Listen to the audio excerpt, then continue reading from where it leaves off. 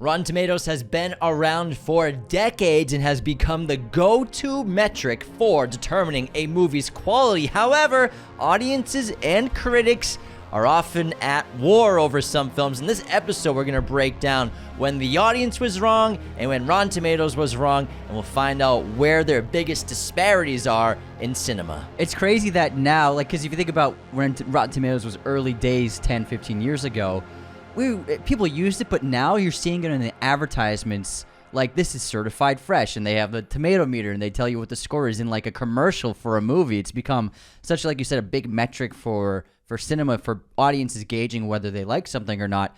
Do you know why Rotten Tomatoes was created? It had something to do with Jackie Chan. Yes. The founder, what was he doing? I can't remember, but it involves Jackie Chan. So you're almost there. Yeah. The guy who created Rotten Tomatoes was a big Jackie Chan fan, and he wanted a place to put all of the catalog for Jackie Chan's films as well as reviews for them. And so he came up with the idea of putting them up on this website just for fun. And then it turned into this gigantic thing. And now everybody knows what everybody knows the term Rotten Tomatoes refers to this website. But it all started because of Jackie Chan. It's kind of like how Google started image searches because of the J-Lo dress. Is that why? Yeah, the owners of Google found that everybody kept asking about, they kept Googling J-Lo dress. It was the MTV Movie Awards or something she wore to, or like the Globes. And then they were like, oh, what if we make it a function in Google where people search images? The green dress? The green dress. I believe that was the Grammys. The Grammys. That caused the creation of Google Images. Really interesting. But staying on Rotten Tomatoes, I always used to love Rotten Tomatoes and found that critics were a lot more objective. Same thing with audience scores, which aren't really that old of a thing. Audience scores, they didn't start releasing until, I feel like, several years ago, but not when they first started. It used to just I'd say no earlier than 10 years ago. It used to just be the critic score for the longest time, and I think that Rotten Tomatoes critic scores were a lot more accurate of the representation of the quality of the film that they were reviewing. And Rotten Tomatoes scores, it doesn't mean the movie itself is like an 84% or it's a 22. It's not a grade like a test. It's the percentage of critics who gave it a rotten score. So you can have a rotten movie, but you can have a much higher actual score. So there is an actual a decibel number for every movie. Like IMDb, it's like a 7.8 or a 6.2. There is that metric for Rotten Tomatoes, but it's not sexy. It's not exciting. No one wants to see that. So they just give you the rotten or fresh score for every single movie. But I think they used to be a lot more objective with the critics' reviews, and not that it's become corrupt lately, but I think it's less reliable of whether the movie's going to be fresh or rotten because there's so many disparities these days. And also, I disagree quite often with Rotten Tomato scores. It's 60% is the break off between rotten or fresh. It's just like you're getting a D on a test, bro. Yeah, legit. It's exactly right. It's a D. Yeah, it's exactly right. The dummies. D's get degrees. It depends on the degree. Yeah, it depends on the school too. The funny thing about Rotten Tomatoes is we all bash it until it works for a movie we love. Sinners is 97%. Nice. Yeah, but then it was something else. Fuck Rotten Tomatoes. I never even like Rotten Tomatoes. Nobody should even listen to Rotten Tomatoes. Oh, today they should listen to it. So it's funny because we bash on it, but then we're like, yay, it works for Black Bag.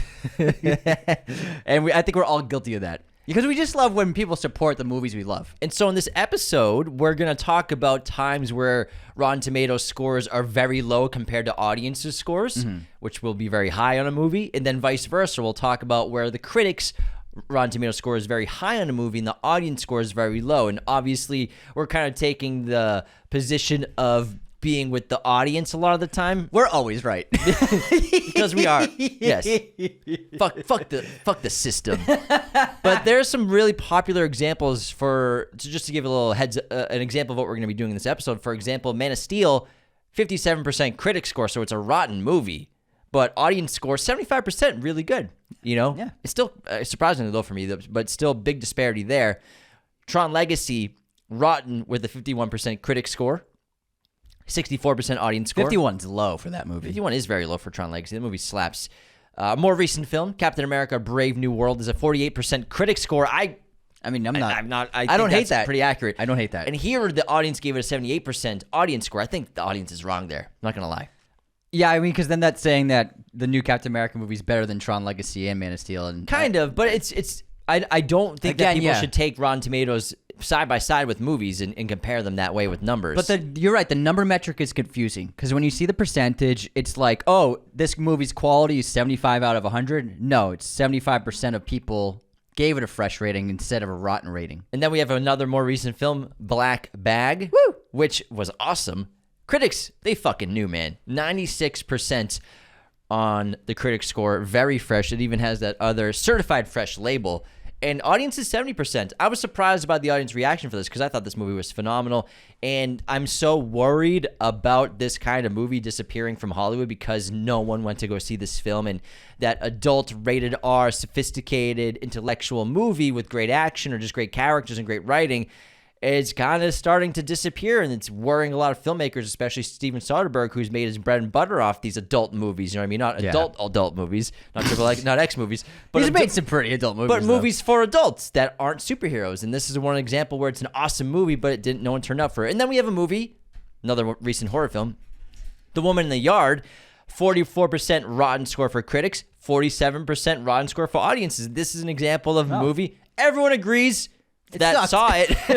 They didn't love it. I didn't see this film. I don't know if Anthony saw it. I did not. So exactly, you don't know if it's bad or not. But audiences didn't love The Woman in the Yard. So this is an example where everyone's kind of even and agrees. We all got along about The Woman in the Yard. Yes. It's the one thing we all got along about. For the people who saw it. But I mean, that movie doesn't even have that many reviews anyways to begin. Yeah, and so, and speaking of certified fresh, to get a certified fresh certificate, it needs to be over. You get a certificate in the mail?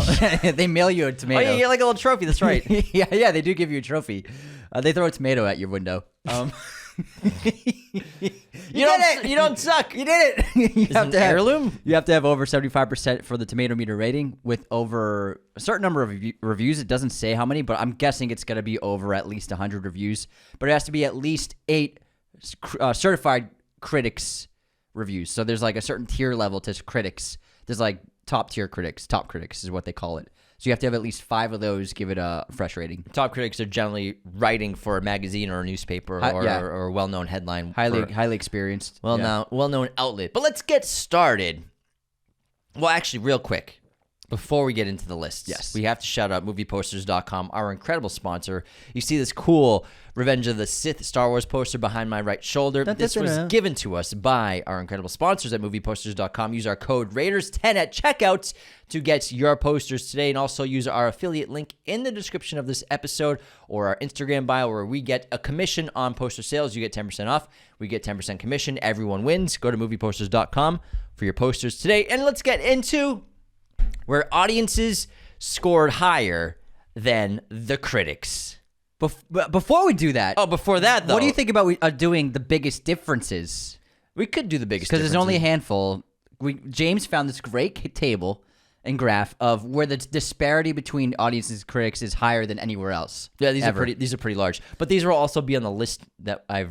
they will. That I made up. So I just love the graphic. Oh, the graphic's really cool. Yeah. But we have actual numbers on the list. Yeah, we have actual numbers. Okay, then let's take it away with the list, bro. So let's not go back before that. We're not going before anything. Let's get back into movies. Is all over the place. Movies where audiences scored higher than the critics, and let's kick it off with The Boondock Saints, which is a cult classic for a lot of people. Crime movie that came out in 1999. Critics gave it a 26% rotten. That's low. The audience, though, love this movie. 91% audience score. I think this movie's really cool. Like I said, cult classic, really good cast. Defoe's in this. We also have... We always forget his name. What's his fucking name? The Walking... We always forget his name. No, I got this. I got Norman Reedus. Thank you. Norman Reedus. Woo! Thank you, James. Sequel's in the works. Of course. A sequel? Yeah. Oh, yeah. Sequels. You didn't hear about this last year? Or no, it already came out. No, a sequel or a reboot. A reboot? Yeah, like a reboot. Oh, yeah, a reboot. Because I saw the trailer for Boondock Saints 2 twice in the past 2 weeks from DVDs. Caskets closed. Because there's a couple DVDs where it will automatically play trailers, and I've seen the Boondock Saints 2 trailer twice. I'm like, doesn't look that good. Boondock Saints is an example of a massive disparity. We have a difference in percentage of 65. Woo! That's a huge one. All right, next up, Godzilla, King of the Monsters. Big fun popcorn flick. When you go to this movie. You don't want to take it too seriously, but the critics did. Yeah, they do. 42% rating for Godzilla King of the Monsters from critics. Not rating, but score. And the audience score has nearly doubles that with 83% positive ratings. So audiences loved it twice as much as critics. People like monster movies, man. And Oh, yeah. Godzilla and Kong are the two guys. Those are the two kings of the genre in the jungle right now. And we'll see if some other Universal monsters can steal the throne for them in the next couple of years, because we have lots of monsters coming up. But these are the guys. The guys. Those are the dudes. guys. Let's talk about Venom. He's going to be all over this list. Venom, the original. Critic scores rotten as classic. fuck. 30% rotten. Yeah. 30 years is going to be a classic. The original. 30% rotten from critic score. Audience score is 80% fresh. Critics found it chaotic and shallow. But audiences enjoy Tom Hardy in this role, and it's full of fanfare for people who love the comics. In the shallow. In the shallow. Don't get me started, man. Venom's good. Venom's pretty good. I wouldn't say it's very good. It's a pretty good movie. Pretty good movie. I don't think it's 30%. Venom. I think Venom's fresh. Next up, we have an absolute classic banger comedy from the 2000s. Something we grew up watching a lot with our friends. This was on repeat. I don't know how many times we've seen this movie. Super Troopers, all the way back in 2001. Littering and... Hey, what's that place you like with all the shit on the walls? Shenanigans. You mean tchotchkes? Oh, tchotchkes. No, I thought it was shenanigans. Shenanigans. Yeah, shenanigans. Yeah. What's tchotchkes? That's from Office Space. Office Space is tchotchkes. You're right. You're right. But the shenanigans flare, is the flare. Yeah, the flare. You're getting your 90s comedies mixed up. Super Troopers is a 2000s comedy. You're getting your decades mixed up. I think Office Space is 99, right? 98. 99? It's part of that year? I think so. The epic year? Yeah. I think it's 98. Fucking close enough. Anyways, Super Troopers. Next up, we have Anthony's. Oh, I'm sorry. Hold on, man. I didn't even say the numbers yet. We got a lot of. Everybody's waiting a bit. Oh, I thought you already said them. The critics gave Super Troopers a score of 35%. What Way assholes? too low. What a bunch of idiots! They don't like having fun. Dumbasses. They don't like having fun. They really don't. Audience score knows what's up. 80%, baby. Let's go. Schnozberries taste like Schnozberries. I can't pull over any further. I'm already pulled over. Next up, Anthony's favorite movie. Every time he talks about it, he's gushing. The Butterfly Effect. It's a great movie. Great movie. Critics didn't love this film starring Ashton Kutcher. 33% score rotten from the critics, and then 81% audience score fresh. There we go. People like this film. People like it. We're the Millers. 2013. Oh my God. Oh, dude, this is 12 years old. Think of how young. What's his name was in Will this? Poulter? Yeah, Will Poulter. Holy shit. Looked like he was 15. He's our age. Yeah. And then who's the girl in it? I don't know. Isn't it Emma Roberts? Maybe. Oh yeah, I think it is Emma Roberts. Emma Roberts guy. Yep. It's Emma Roberts. Emma Roberts, Jason Sudeikis, Jennifer Aniston pulled that out of my butt.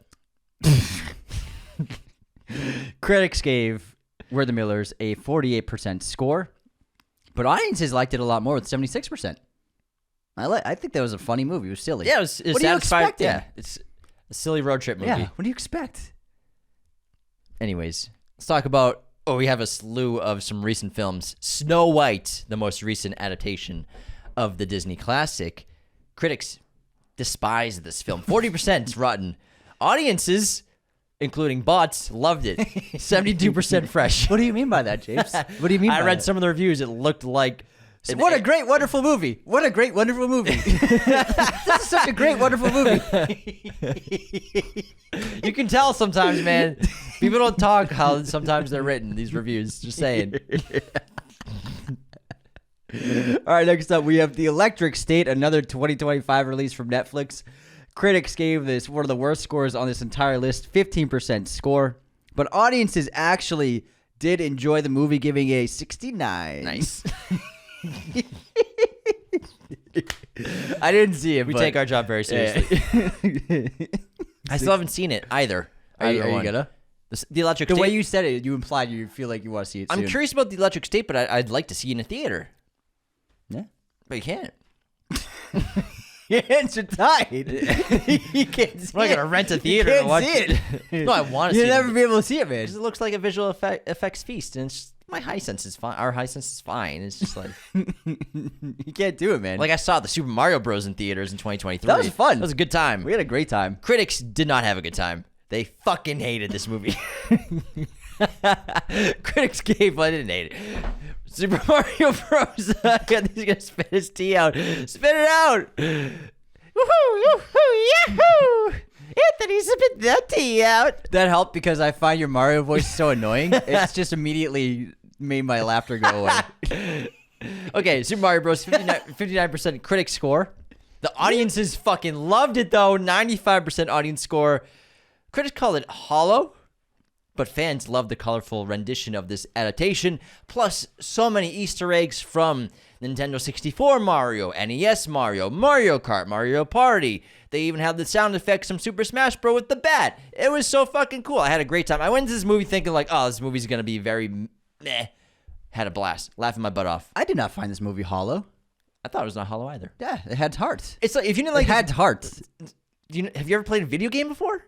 It's just it's a video game. It's a kids movie. It's exactly. It's a kids movie. It's funny. You know what? I think I'll watch Super Mario Bros. Tonight just to piss off the critics.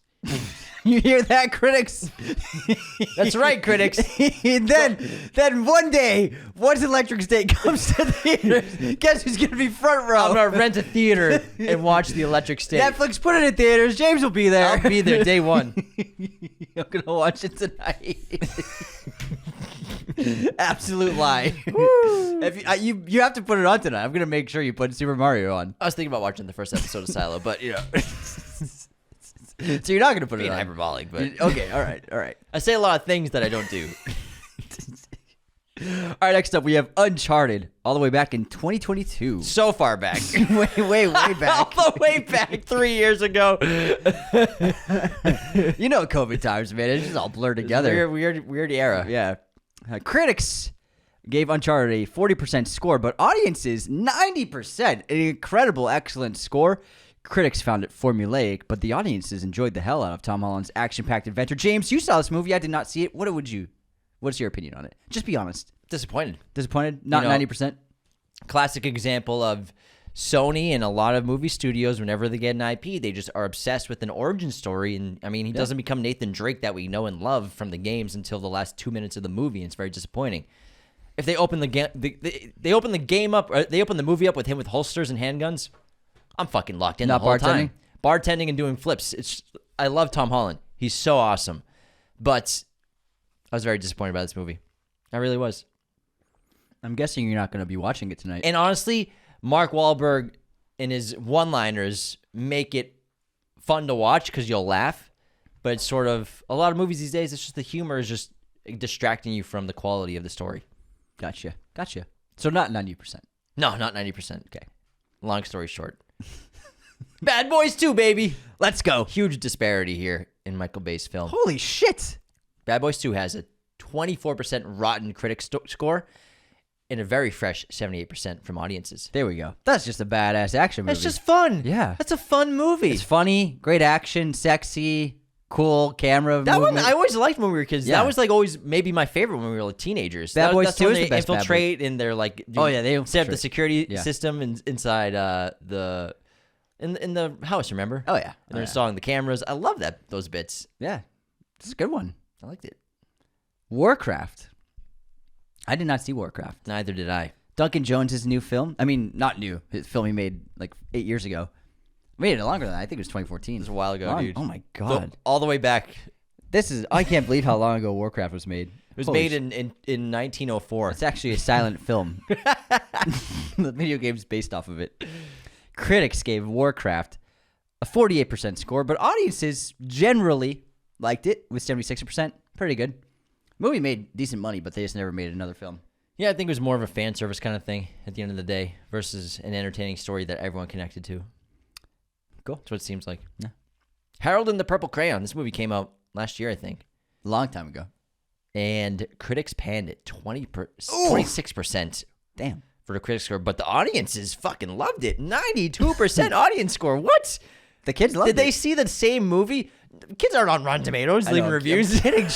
I'm joking. So am I. There's a bit. Yeah. All right. Well, think definitely the parents who took the kids liked it. I mean, when you think about it, it's a guy who has a crayon and he can make objects come to life, and it's like, I mean, what do you expect from the story, man? It's not going to be Aaron Sorkin ain't writing this. He was busy. He was busy. I mean, the guy who probably wrote the script. They probably couldn't did get Aaron Sorkin for Harold and Purple Crayon. No, Unfortunately, he's too busy. Unfortunately, he wanted to. He just couldn't make. He couldn't fit it in his schedule. Next up, Eternals. Marvel's film is pretty divisive. Critics gave it a 47% score, but audiences came out and supported it with 78%. I thought it was okay. I thought it was all right. I think somewhere in the middle. Yeah, I would give it like a 61. It looked really good. Yeah. It looked good. Yeah. I still never the table bit. I just didn't like the table bit. I never liked it. I'm sorry. To In the hear trailers too. I was just like, why is he? I don't know. Anyways, let's talk about Don't Look Up. Critics, including Anthony, weren't huge fans of this film. 55% rotten. Audiences enjoyed it. 78% audience score. You know, the satire split critics for heavy-handedness, but audiences seem to connect with the humor.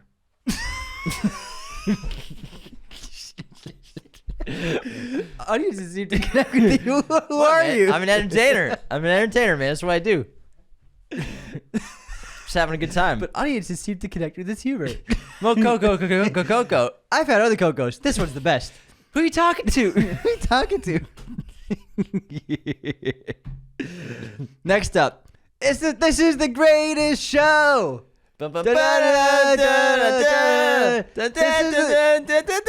the greatest show. That's all I know from. Top of the memories. Woo! This is the greatest show. That's it. Bam. That's all I got. Sorry for singing in your car radios. 2017, starring Hugh Jackman and Rebecca Ferguson. Critics and audiences did not get along on this one. Critics gave it 54% score, and all the theater kids gave it an 86% score. You know, the theater kids love this one. Musical theater kids love this. I thought it was pretty good. It was all right. Rebecca Ferguson's in this? Oh, yeah, that's right. Yeah. I forgot, man. Did you just double check me on that? No, I didn't. Well, yeah, because I forgot. Wait, what? No, I did it as you're checking me. No, it's not like I was. Listen, the thought in my head wasn't like, I'm going after Anthony. I think he's wrong. The thought in my head was like, oh, was Rebecca? I totally forgot she's in that movie. No, the fact that I asked if you were double checking me, and you said no, I'm not. Well, because like I said, I just explained what was going on in my head. It wasn't me. I gotta double check Anthony. It was like, oh fuck, how did I forget that? It was my error. I couldn't remember, and I wanted to be reminded. Okay, you wanted to see the images. Who she plays? She plays the singer, right? She plays the singer from France or some shit. Yeah. Anyway, some shit. France or some shit. Sorry, Europe audience. I love Europe. From France or some shit. Sorry, we're getting silly today. I don't know why. Anyways, the Russo brothers are back, baby. Oh, I skipped one, but this is more fun. Yeah, go with it. You go with it. The Gray Man, 2022, Netflix. Critics, not huge fans. 46% critic score, but the audiences found it epic. They enjoyed the star-studded action of this film. Stop it. They gave it a 90% audience score. What? Stop what? You know what? You know what? I'm hosting in your own words. I'm hosting a show. In your own words. I've never heard you say the word star-studded action in your life. Oh, I've definitely said star-studded. No, you haven't. I sure have. Get out of here. I sure have. Get out of town, man. The star-studded action. It's a pretty good way to describe it. Mamma mia. Here we go again. No, the original. 2008. Critics and audiences, pretty close, but different. 54% from the critics. Great analysis. Pretty close, but different. In the audience, a whopping 66%. I like Mamma Mia. It's good. It's fun. Yeah. I think it's an entertaining movie. Yeah. Sure thing. I think it's a solid musical. Whew, we got a bunch of 2022 ones upcoming. Here we go. What a shitty year. Jurassic World Dominion, man. 2022, the first one right now. Critics, who I think were correct here, 22% rotten. Audiences, I don't know what 29%. What did I say? 22. 29% rotten. Just want to make sure you get it right. Audiences smoking something. 77% score from audiences here.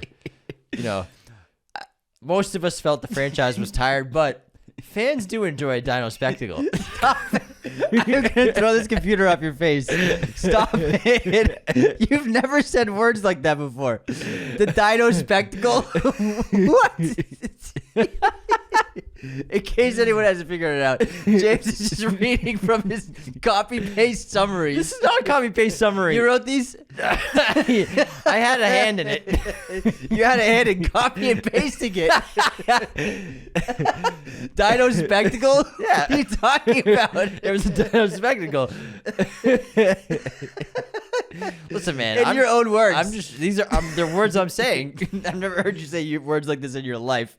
You act like you've never read anything off on the show. Fans enjoyed the dino spectacle.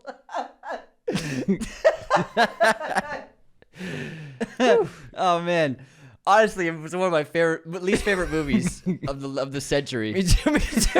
I'm not kidding. I'm not afraid to say it. I despise one of Jurassic my World least Dominion. favorite movies ever. I really despise. I can't believe it broke $1 billion. I hated this movie so much. Oh my god. Fuck that movie. Black Adam. Another shitty movie. Anthony's he's let loose. The leash is off, everybody. 2022 sucked, man. The muzzle's on the ground. 2022 sucked. It was terrible. Critics gave it 39% score. That's still too high. Audiences gave it 9%. I guess on the I don't know. I don't understand that. It sucked. It was just like rinse repeat everything we've seen before. No personality, hokey villain. It was just like superhero team up, bunch of random characters. I was like, what the fuck is even going on? I had no affection for this film while it was running. I was just like sitting in the theater like, what the fuck, man? Anthony normally feels a ton of affection for movies. Yeah, not Black Adam. Let's talk about Sonic the Hedgehog 2. This one's fresh all around. Nice. And I fuck with Sonic. Especially Sonic 2. This the one, fart joke one. Oh my god, this movie is so funny. 69%. Except for the weddings. If Sonic 2, if they cut the whole wedding sequence, this would have won Best Picture. It's that good. Sonic the Hedgehog 2, 69% critic score, 96% audience score. Wow. Everyone loved it. It was a good time. Yeah. Critics gave it a lukewarm nod, but families adored the humor and action. A lukewarm nod? What? A lukewarm nod? What does that even mean? It's just like it's just kind of like It's like, yeah, that's fine. You've never said the phrase lukewarm nod. What are you talking about? In life. I said the last wedding I went to. Lukewarm nod. Who writes this shit?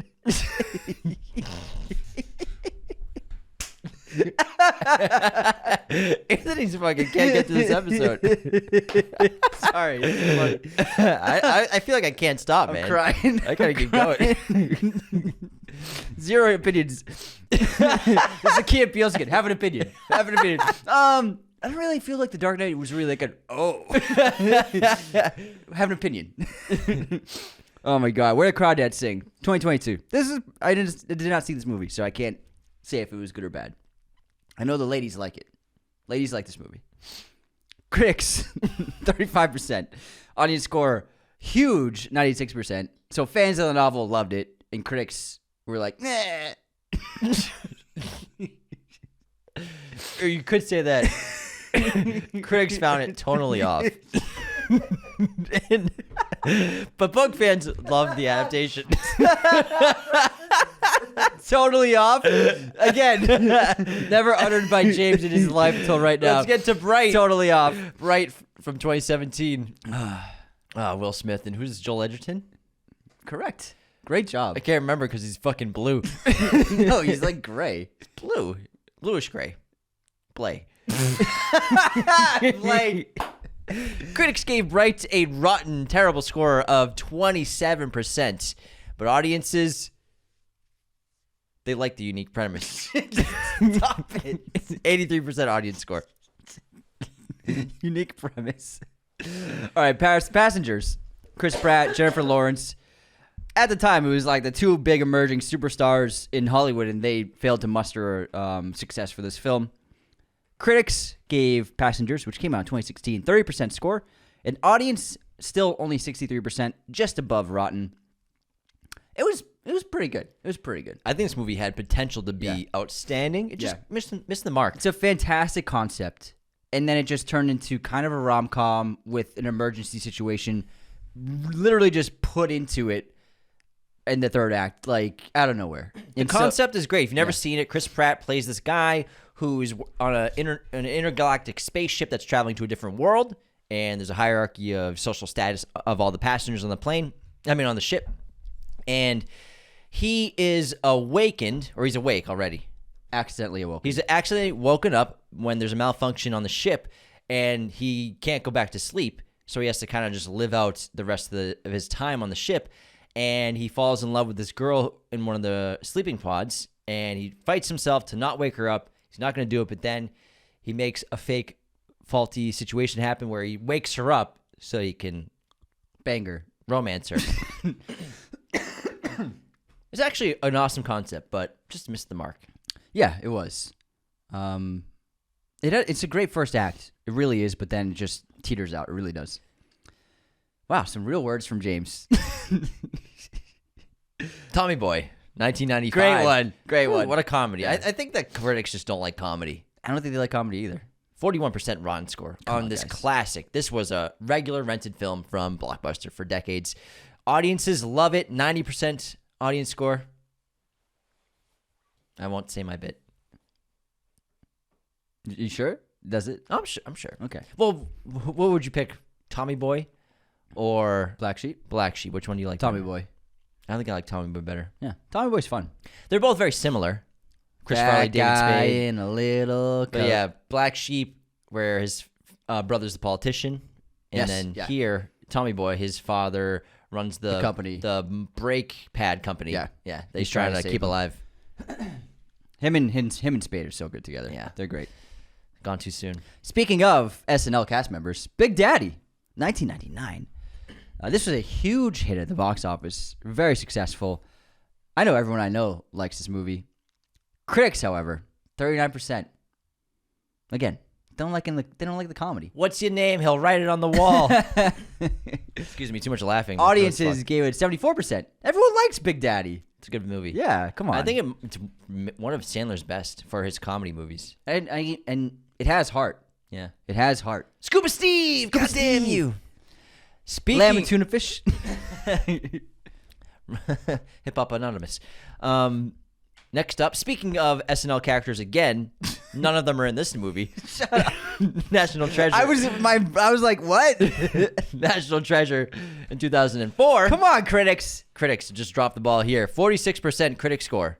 They're just out of touch. Audiences love National Treasure. Not as much as you'd think. 76% audience score. But I think that this is just a cult adventure film. And really, audiences love the treasure hunting adventure. They did? Yeah. Yep. All right, Step Up, 2006. Step Up. This is the Channing Tatum one. Critics gave it a 20%, and then audiences gave it an 83%. What do you expect? It's a dance movie. Whatever. What's that supposed to mean? It's not going to be, again, Aaron Sorkin. They couldn't get Aaron Sorkin again for Step Up. So you're saying dance movies are bad? I'm just saying they're not going to have great stories. Unless it's Footloose. That's mean. Are you a big fan of Step Up? No. Not at all. I'm sorry to hear that. It's like the new AMC pre-show ad where it's the couple. Yeah, I'm sick of that one. Oh man. my God, dude. It's been 2 years. They need to change it. I'm fine with Nicole forever, but AMC's got to change that ad. It's getting too much. Yeah. It's like, I don't even like the music anymore. Why don't you come later? Show up later. What? That's what you say to me when I complain about too many trailers. Oh, yeah. This is the pre-show, though. This is like before the movie starts. Yeah. So you'd have to time it pretty close. Pretty close. And I mean, yeah, kind of tight. Let's talk about Memoirs of Geisha. Geisha. 2005. Say it right, James. Don't get canceled. Critics got a 35% score. Rotten for this film. And audiences, they loved the visuals. Did they, James? They gave it an 83% score. They love the visuals. I like that movie. It's a great score from John Williams, too. Yeah. The Promise. Christian Bale, Edgar Wright starred in this film that very few people saw. Critics gave it a 50%, but audiences gave it a 92%. This is about the Persian genocide. So a lot of people were divisive about it. It's a very hot button topic. I don't think I've seen this. Edgar Wright? Yeah. Is that an actor? I'm sorry, Edgar Ramirez. No, I'm sorry, Oscar Isaac. Oscar Isaac? It's Oscar Isaac. I'm sorry. Yeah. I don't know what's going on. It's all the laughing. It's hot in here. Oh my God, don't cancel me. I love Oscar Isaac. He's definitely not Edgar At least Wright. I've fucking seen it. Grandma's Boy is next. I think this movie's hysterical. Oh yeah, absolutely. This was a fun stoner movie when we were teenagers. Yeah. Lots of great one-liners, and it was cool to see, a lot of the characters, a lot of like Sandler's guys like have a bigger role in movies, which was fun. And the guy who plays his caddy, who's the lead in this film. Yeah, he's great. And then Linda Cardellini's really funny in this. Critics fucking hated it though. 16% Jesus. rotten on Grandma's Boy. Audiences love the stoner humor, man. And we really, our cult fans embraced it.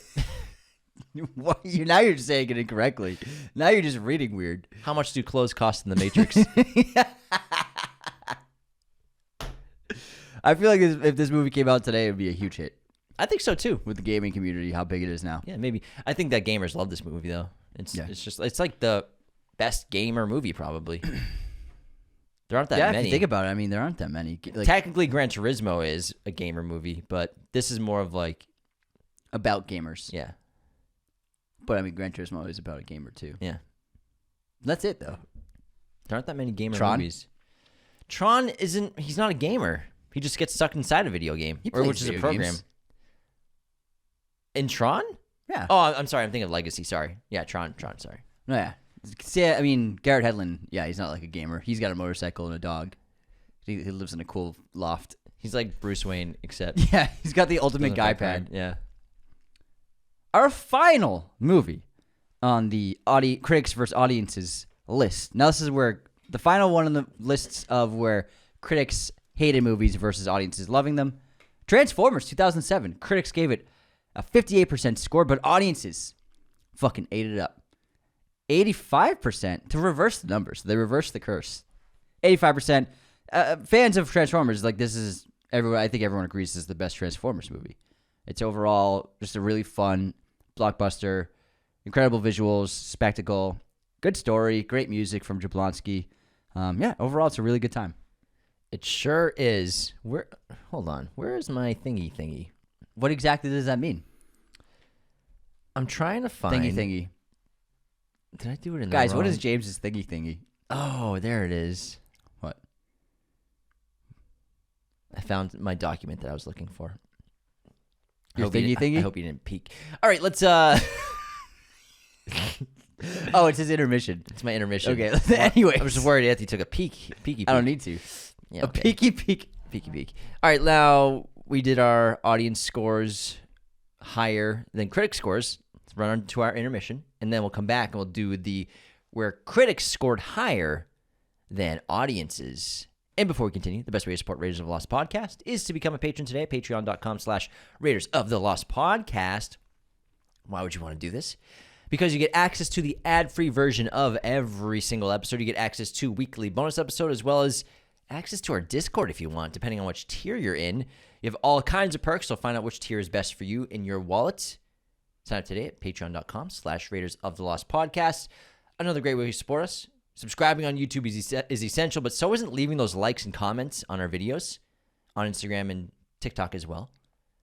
But leave those 5-star ratings and reviews on Spotify and Apple. They are integral to our show's growth as well as adding reputability.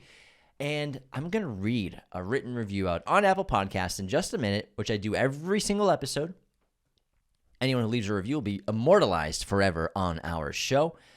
And another great way to support the show is just sharing us with your family and friends. Anyone you know who loves movies, who needs a new podcast to listen to to kill the time, whether they're in traffic, they're at home cooking or whatever, running on the commute to work. Send them Raiders of the Lost Podcast. Send them your favorite episode. Send them the YouTube channel, Spotify, Apple, or just share our content on Instagram, on TikTok. Share them in your stories.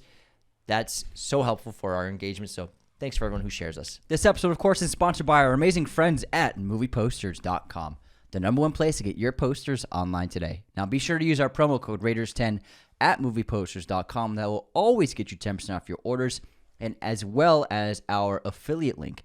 Now, that helps James and I get a little cut of the action. You can find the affiliate link in the description of this bio, as well as our social media handles. Social media in whatever, bios or whatever, not handles. Anyways, movieposters.com is the best place for all of your poster needs. They have a gigantic selection of pretty much every film and TV show imaginable in their poster library, as well as all sorts of sizes, framing, and even backlighting for your poster needs. Look at that amazing backlit poster behind James. That is double-sided with this huge backlit frame that really makes it pop, makes it feel like your home is a movie theater.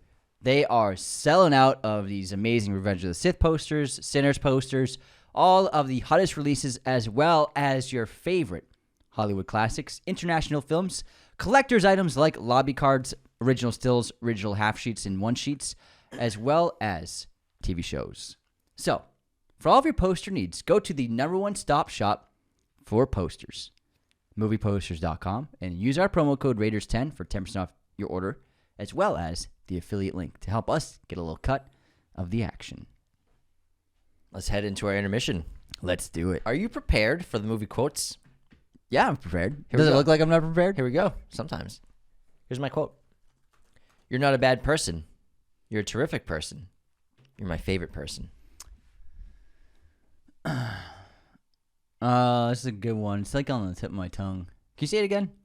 You're not a bad person. You're a terrific person. You're my favorite person. I don't know. Magnolia. Ah, good one, man. I'm stumped.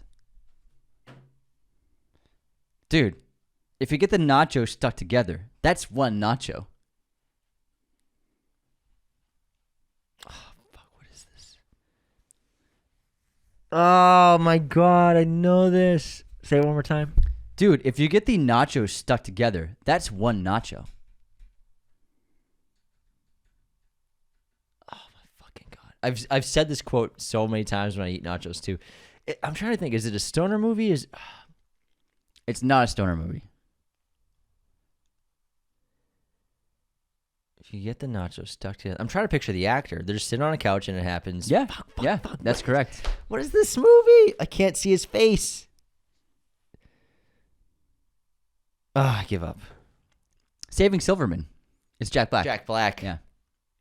Fucking hell. Yeah, I was picturing, what's his name? The friend with the tranquilizer gun, like the animal control guy. What's his name? Steve Zahn. Yeah, Steve Zahn. Steve Zahn. That's who I was picturing last second. Yeah. All right, guess this movie release year, Anthony. Badlands.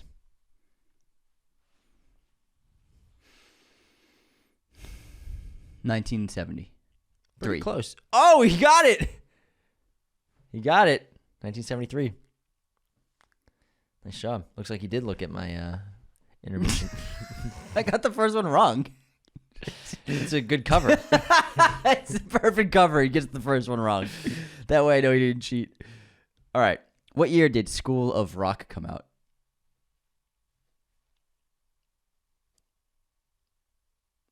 2008. 2003. Wow, is that fucking old? Yeah, it's that old, man. You're What? old. You are old. Oh my God. Yeah, Miranda Cosgrove's a kid. That's right. Fuck. Yeah. Did you know that two of the kid actors, they actually got married? Yeah, I saw that last Yeah, week. so cute. Yeah, it's very adorable. All right, movie pop quiz time. Anthony, Yeah. in 2012, what indie horror anthology had one of its directors film a segment in his own apartment to save costs and use his own cat as a prop? Bonus points if you can get the director. Can you say it again? In 2012, what indie horror anthology had one of its directors film a segment in his own apartment to save on costs, using his own cat as a prop? VHS. Yes. Ty West. Yeah. Yes. Nice. Yes. The first year of Ty West. The origin story of Ty West. Ty West origins. All right. Who directed School of Rock? Cameron Crowe? Incorrect. Wait. Richard Linklater. Yeah, you got it. Ding, ding, ding. You would think it's a Cameron Crowe film, but no, it's not. Yeah, it's because of Almost Famous. I was just like, oh, rock and roll movie. Yeah. Was that an impression of me? Yeah. Why don't you do an impression of yourself doing some unsubscribes? Whoa. That was a good comeback. Anyways. We did record 4 hours ago, but I managed to gather one unsubscribe. Danbo. People are still really upset about this pronunciation. Wetford? You mean Watford? Pronounced Watford. Love you guys. So no, unsubscribing yet. XOXO. Hold on, let me just see. Oh, wait. We do have unsubscribes on Spotify. Let's hear it. Ready? Hold on 1 sec. I'm pulling the app up. Pull it up, man. Okay. Joe Emerson. Guys, please. It's pronounced Watford. As a Brit, this is painful. This is right near Leavesden where the Harry Potter studio tour is. Please don't make me unsubscribe. I think we've gotten 16 unsubscribes about it. What's also Leith Whale. Watford. Unsubscribe. What did we say? We said Watford? We said Watford. Watford? We said Watford. Yeah, that's kind of funny. We were I way don't know off. why we would say Watford. What's cool is a lot of people listen to us in England, apparently. Yeah, it's nice. Thanks for not unsubscribing yet, guys. Shane Martin. Sam Neill was born in Ireland but raised in New Zealand. He's a Kiwi and has a New Zealand accent, not Australian. So, I was close enough. Unsubscribed. You said he was Irish. You said he was Irish accent. Oh, you said Australian. Yeah, I said Australian. Okay. Were you just celebrating for what I said? Yeah, I was rooting for you, man. What happened was you said he had an Irish accent, and I was like, no, he's Australian. Have no recollection So of that. I'm wrong, but I'm way closer than you are. You're a different fucking country. I don't remember that. I have no recollection of that. No, I do not. I do not recall. You can eat that donut. I do not recall. I do not remember.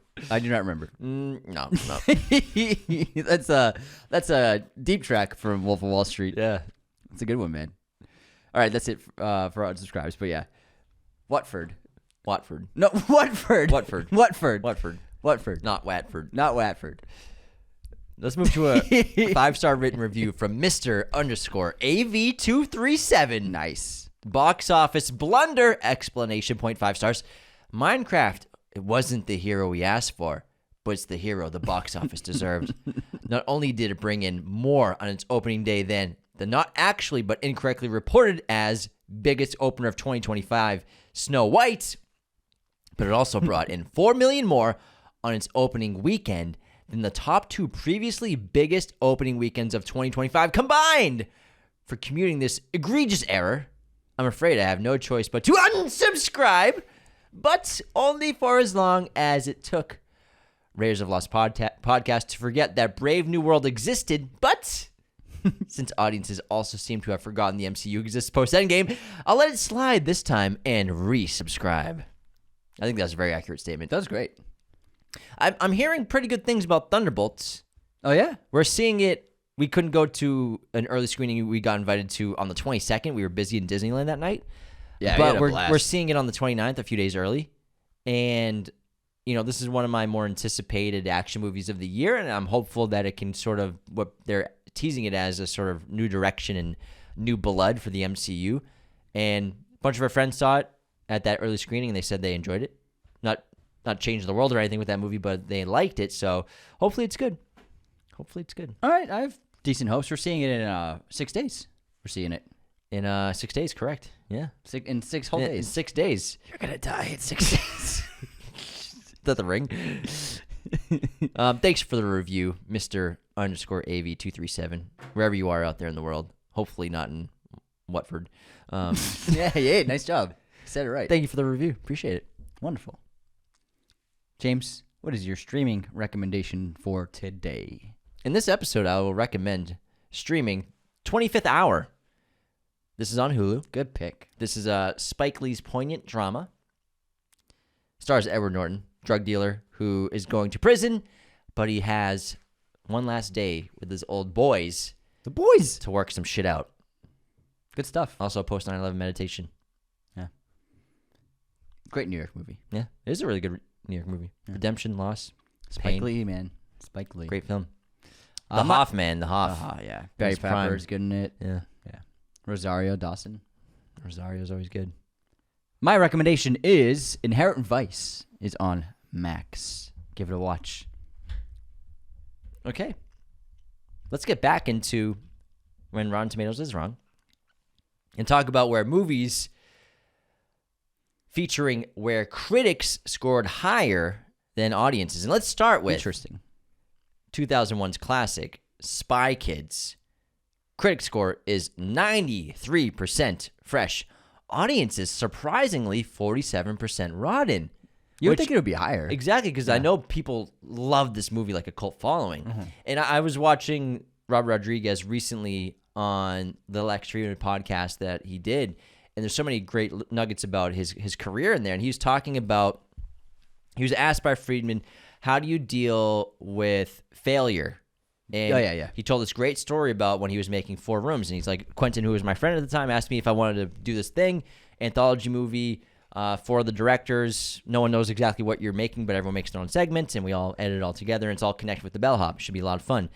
And Robert Rodriguez knows, like, at the time and as a career, like, no, anthologies never work, but I mean, this is cool. This is going to be fun. It's going to be very creative. Makes the movie.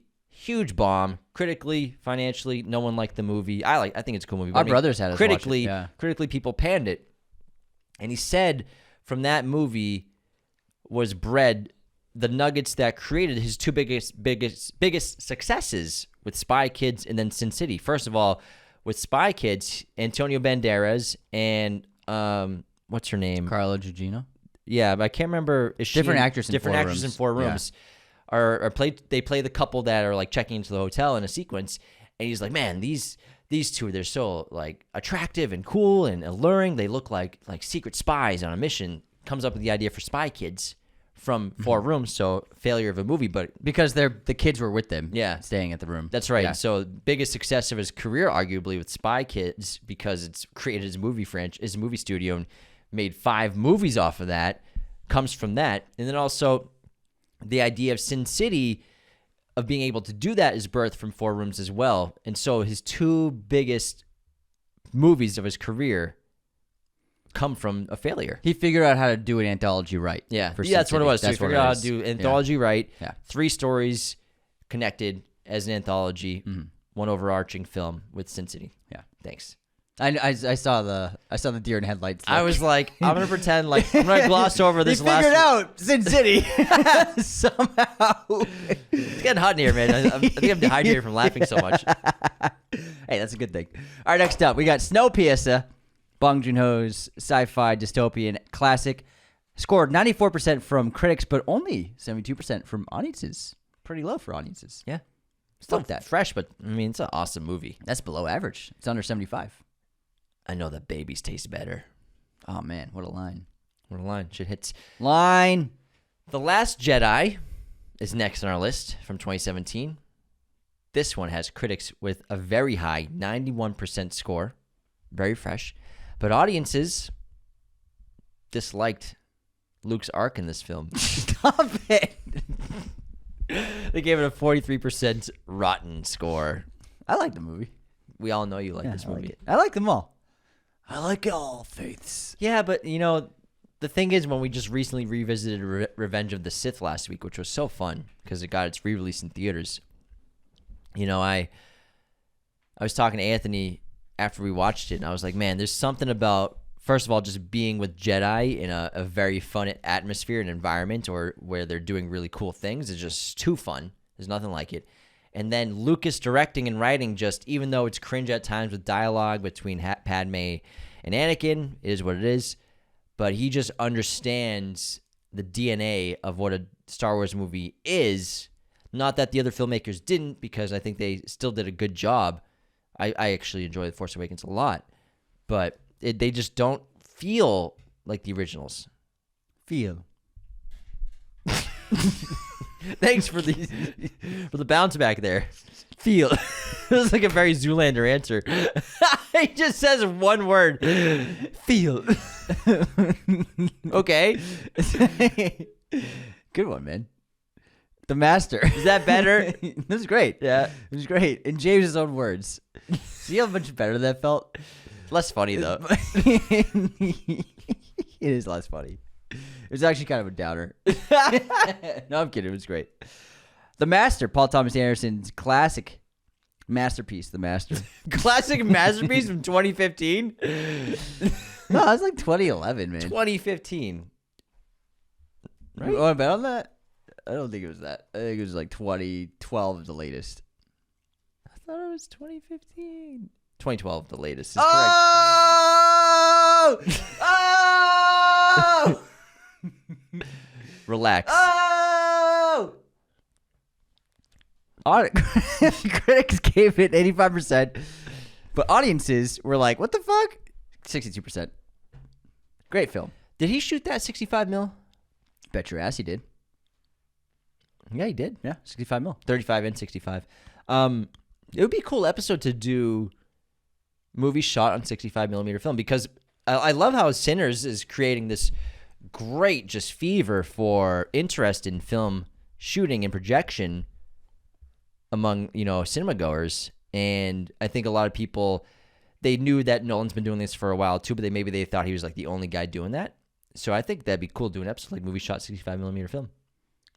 Sounds good This to me. century. Yeah, the more film, the better, man. Yeah, it'd be fun. Whatever. I'm happy to talk about film all fucking day. Let's move on to Contagion, Steven Soderbergh film. Eerily close to the pandemic era. 85% critic score. Critics loved it, but audiences, they liked it. 63% score. Fresh. This doesn't seem believable. I know, right? 10 years earlier. King Kong. Anthony loves this movie. It's good. It's Peter Jackson, bro. 84% critic score, and then a pretty low audience score of 50%. I thought it was super fun. And I know people complain about the dinosaurs and stuff, but, like, there's, like, dinosaur-type beings in the original. And there's also... It's a giant ape. Yeah. Yeah, man. It's a giant ape. I thought it was great. I thought it was really fun. It's part of the lore. Yeah. Let's talk and about... spiders, too. Yeah. There was a deleted scene in the original King Kong of giant arachnids attacking, but they cut it from the original King Kong. And so Peter Jackson made a giant arachnid scene as like a hallmark to it. That's very cool. I didn't know that. Yeah. I didn't know that Ants was such critically loved either. I can't believe they put a fucking Z in that title. Ants. So, It's hip. did they think that it would be like better for kids? Hip. 92% critic score. Audiences weren't feeling it. 52% rotten. Woody and Sly couldn't bring them in. What a random voice cast. Who else was in that movie? Ants. I can't remember who else, but I'm sure it was some Gene good Hackman. Oh my God. He played General Mandible. Jennifer Lopez, Danny Glover, Sharon Stone, 90s. Dan Aykroyd. Jeez, they just brought like the heat. It ain't a bug's life, man. Certainly is not. Christopher Walken. I'm in it. I live in the ground. This is a surprising one. The Witch is a big divisive film between critics and audiences. Critics actually gave it a 90% score on Rotten Tomatoes, but audiences a pretty low 59% score. That's surprising. Audiences, you're wrong here. Yeah, You're so wrong. Yeah, you're wrong. Bad audience. Bad audience. I also think they're wrong about Ad Astra, the space film with Brad Pitt. 83% critic score, 40% audience score. That's pretty low, man. It's a visually stunning movie. That's a cool movie. Uncut Gems. Audiences also did not quite get this one. 91% critic score, but a pretty dismal 52% audience score. Way better than that. The Monster, another film with a huge disparity here. We have critics 86%, fresh audiences only a 43. What's The Monster? The Monster from 2016. It's an indie horror film. Critics admired the indie horror atmosphere. Stop it. But audiences, they wanted more scares. I'm gonna kill you. The Monster. I've never seen this. I've seen the image of Zoe Kazan. Yeah, I've never seen this film. The Monster. Doesn't look that... it's all right. The Monster.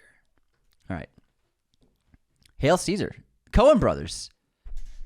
Critics obviously loved. with 86% score. Audiences, however, were like, nah, bro. 47%.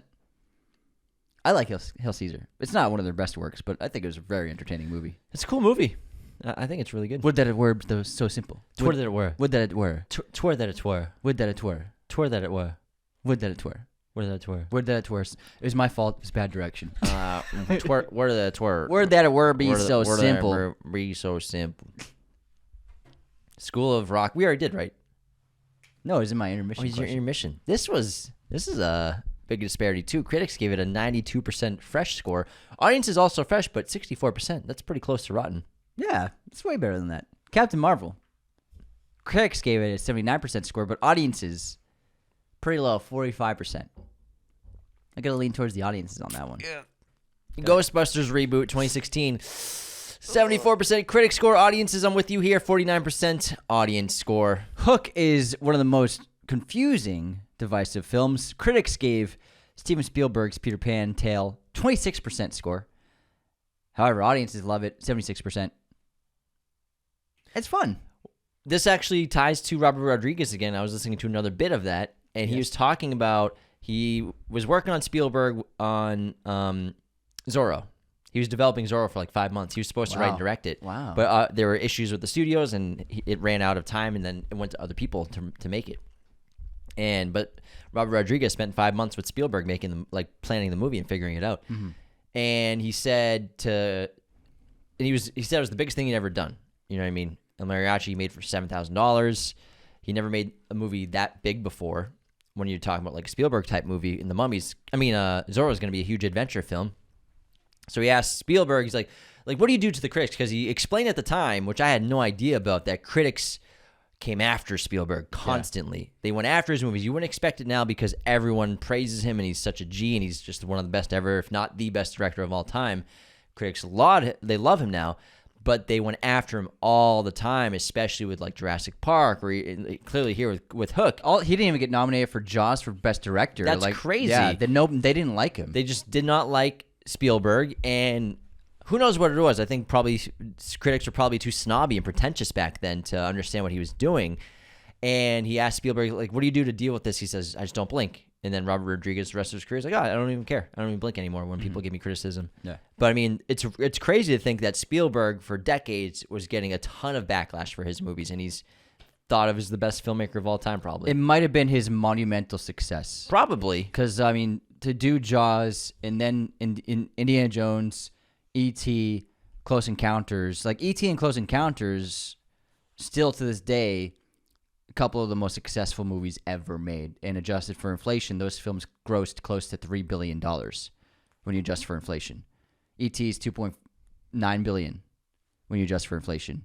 Close Encounters is like $2.4 billion. My God. So the insane amount of success. It was like James Cameron level success, but with his third film. Jealous. You know what I mean? They hate us. It might have been how successful he was. I think so. It tracks. Next up, we have Drag Me to Hell, which I just watched. Fucking awesome, man. What an ending. Drag Me to Hell. Critics loved it with a 92%, but audiences did not like this film, 62%. But I do know horror films vibe with this movie. Horror fans do. Yeah, I think Drag Me to Hell is awesome. Yeah. It's a classic blueprint for horror, and then it's just got a superb ending. It's so gross, it's so funny, it's so hysterical, but fun and scary. Sam Raimi at his best. Yeah, very creative. The camera work is awesome. Like, his shots, like, he's always been a very visually interesting director, and he threw everything but the kitchen sink at it with that one. It was a cool movie to do after the Spider-Man franchise. Yeah. Next up, we have Hereditary, a cult classic now. Critics 90%, audiences 68%, kind of low. Yeah. But I think this is a borderline horror masterpiece that, audiences are split on. Speaking of Ari Aster, Beau is Afraid. Critics and audiences didn't really like the film. Critics gave it 67%. Audiences gave it an even lower 44%. I thought this was brilliant. I think this is going to be one that's going to be like, wow, everyone hated this one when it came out, but look at it now. Next up, we have probably the lowest audience score on this whole document. Oh my God. Peter Pan and Wendy, 2023. Critics gave it a 62% score. Audiences, an abysmal 12% score. on this film. Is that the lowest audience score on this entire list? I believe it is. Wow. I remember the trailer. I haven't seen it, but That thing disappeared. They deleted it. Didn't they delete that from Disney Plus? I have no idea. I think they deleted it from Disney Plus. Maleficent. Maleficent. Did I say it right? Maleficent? Yeah, it's close enough. Mistress of Evil. Angelina Jolie's film was quite divisive. Critics gave it a low 39%, but audiences 95%. That's a huge difference. That's the sequel, right? I don't know. Maybe. I think that's the sequel. Yeah, I think they did too. You're right. It is a sequel. The first one was just called Maleficent. Yeah. Next up, we have Hotel Transylvania, 2012. Critics. This is the right list. Yeah, 44% critic score. Audiences gave it a 72% score. Joker. Hold on. Some of these are. This is the wrong list here. Wrong list. Oh yeah, we're backwards. Some of them are mixed up. Sorry. Sorry. Don't worry, I can sort them out for myself. Yeah. I can sort the wrong set out for myself. There we go. Indiana Jones and the Kingdom of the Crystal Skull. Critics gave it a good 78%, but audiences fucking hated it. 53%. I liked it. Yeah, I think we're out of critic scores being higher than audiences. The rest of these are critics lower than audience. Sorry about that, guys. I found one. Wait, no, we already did it. They're all. Wow, Yes. who made this list? Who made this list? Man. Sorry. You're doing a great job. I did my best. We can do still, just doesn't matter the disparity. Yeah. Joker here. Audience score on this is 88%. Critic score a little lower at 68%. The Little Mermaid 2023. Critics 66%. Audiences 94%. I did not see it. I did not. What else do we got here? Sweet Home Alabama. Critics did not like the rom-com with 38%, but audiences, they loved it. 78%. Don't Worry, Darling from Olivia Wilde. Critics gave it a 38% score. Audiences 69% score. And then let's end with The Rise of Skywalker, man. You want to take it away because you're a huge fan? Critics gave this a 52% score, and then Rise of Skywalker got an 86% audience score. No bots were involved. Not a single bot. Promise. There's some other movies that have lower scores that I'm surprised about. For example, The Mummy's rotten at 59%. Really? The Tomorrow War is rotten as well at 52%. I think I like The movie's cool. Tomorrow War. The Sandlot is rotten. Really? Critic score is What? 59%. Damn. The Thing is rotten critically, I believe. Well, yeah, everybody hated The Thing when it came out. 59%. It ruined Carpenter's career for 20 Blade years. Runner, 59% score. What? Constantine's a 46%. What? Dread is a 59%. Ouch. So some of these I'm just like shaking my head about. Yeah, that's fucking stupid, man. That's fucking stupid, man. Well, I think that's about all we got left. That's all I got to say. Sorry, about the end of that. my list got a little muddled. Hey, it's okay, man. We didn't finish strong. But we sure did start strong. A good first half. The audio file, the waveform is just like so loud in the first half. It's Yeah. pretty funny. Yeah. Well, sometimes Rotten Tomatoes is wrong. Sometimes Rotten Tomatoes is correct. Sometimes the audience is wrong. Sometimes the audience is correct. Depends on if you like the movie or not. Movies are subjective. That's what matters the most. And I don't like to just use Rotten Tomatoes as a metric to determine a film's worth. I think you see the movie for yourself and make your own judgment. I agree. Me too. Yeah. Well said, man. Well, thanks. That wasn't written down. No, that was not written down. That was straight from the heart. My heart. My heart. My heart would be full if everyone listening to this took a moment to go subscribe on YouTube and left a 5-star rating on Spotify or Apple Podcasts. And Apple, you can also leave a written rating. Follow us on Instagram, on TikTok, Twitter. Share our content. Super helpful for us. As well as signing up on patreon.com/Raiders of the Lost Podcast to become a patron of our show, where you get awesome perks depending on the tier you're in, like weekly bonus episodes and access to the ad-free version of full episodes that we post publicly. Other than that, hope you all enjoyed this silly, raucous episode breaking down Rotten Tomatoes versus audiences, critics versus audiences, and take care, everyone. See you next time. This episode was brought to you by our chosen one patrons, Jacob Kossler and Nicholas Martin. Thanks so much, boys. Raiders of the Lost Podcast is a mirror image production. Sound mixing done by Jacob Kossler. Opening music by Chase Jackson.